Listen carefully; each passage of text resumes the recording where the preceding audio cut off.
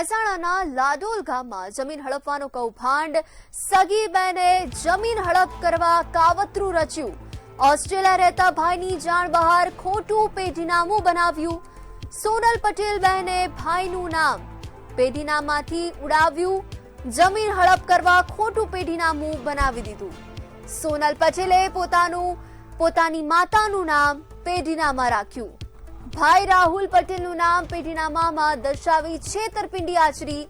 બહેન સોનલ પટેલ અને 3 સાક્ષીઓ સામે ફરિયાદ નોંધાઈ। લાડોલ પોલીસ સ્ટેશનમાં ફરિયાદ નોંધાવી।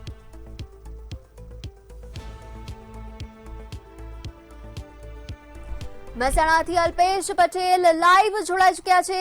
જી અલ્પેશ, જે પ્રકારે હવે 3 સાક્ષીઓની સામે ફરિયાદ પણ નોંધવામાં આવી છે, પોલીસ દ્વારા હાલ શું કાર્યવાહી હાથ ધરવામાં આવી?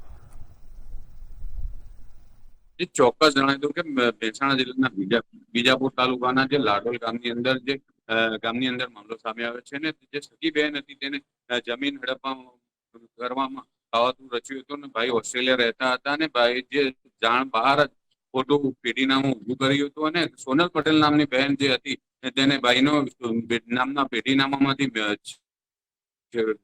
કઢાવી નાખ્યું હતું, ઉડાવી દીધું હતું।